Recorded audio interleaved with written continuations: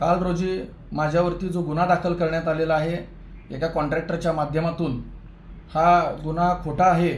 या प्रकरणामध्ये मी कधी त्याला पैशाची मागणी किंवा त्याला मारहाण केलेली नाही, परंतु राजकीय करिअर हे कुठंतरी बदनाम व्हावं याकरिता हे सगळं षडयंत्र पोलीस प्रशासनातील एका अधिकाऱ्याच्या माध्यमातून हे होत आहे।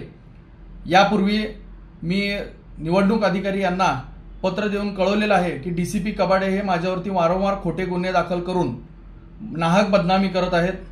डीसीपी कबाडे यांच्या बाबतीमध्ये दिलेलं पत्र हे खरं तर या सगळ्या गुन्ह्यांमागचं कारण आहे। गेल्या 3 महिन्यामध्ये माझ्यावरती हा तिसरा खोटा गुन्हा दाखल हे डीसीपी कबाडे यांनी केलेला आहे। त्यापैकी पहिल्या गुन्ह्यामध्ये माझा कसलाही संबंध नसल्याचं आढळून येतं। दुसऱ्या गुन्ह्यामध्ये मला फायनल करण्यात आलेला आहे, मी ती मारामारी भांडणं केलेली नव्हती। आणि आता हा परत तिसरा गुन्हा ज्यामध्ये माझी बाजू ऐकून न घेता, माझ्या बाजूचे सगळे पुरावे न तपासता राजकीय षडयंत्र करून यामध्ये पोलिसांचा वापर करून राजकारण करण्याचा प्रयत्न या ठिकाणी होत आहे। याबद्दल मी जी काय तक्रार दिलेली आहे त्याची प्रत देखील मी प्रसारमाध्यमांसमोर देतोय। खरं तर या कॉन्ट्रॅक्टरचा आणि माझा कसलाही संबंध या अगोदर आलेला नाही आहे, परंतु काल दुपारी 11 वाजता घडलेली घटना ते सांगतात आणि रात्री 11 वाजता गुन्हा दाखल करतात। या व्यतिरिक्त या अगोदरच्या 2 गुन्हे हे रात्री 1 वाजता आणि रात्री 2 वाजता गुन्हे दाखल करतात, जेणेकरून मला माझी बाजू मांडण्यास कुठेही मदत होऊ नये याकरिता हे षडयंत्र आहे।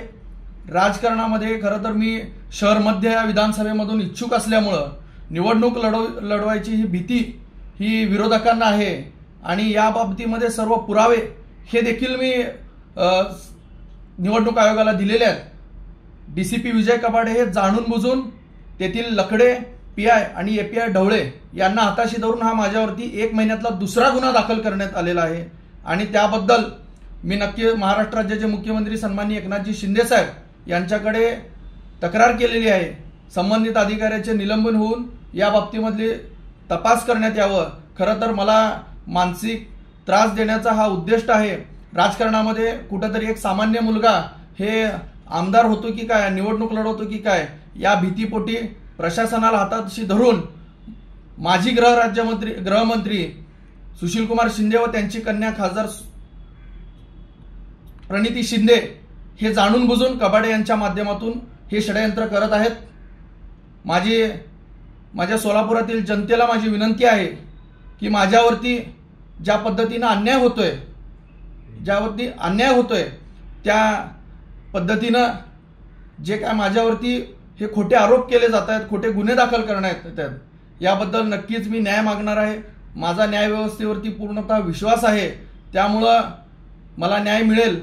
माझे मुख्यमंत्री सन्माननीय एकनाथजी शिंदे साहेब यांच्या कानावरती सगळी गोष्ट आणि त्या बाबतीमध्ये झालेले कागदपत्र हे देखील मी पोचवलेले आहेत। माझी पोलीस प्रशासनाला विनंती आहे की अशा पद्धतीनं खोटे गुन्हे दाखल करून एखाद्याचं राजकीय करिअर संपवण्याचा प्रयत्न हे आपल्या अधिकाऱ्यांमार्फत होत असेल तर त्यांच्यावर कारवाई करण्यात यावी ही नम्र विनंती।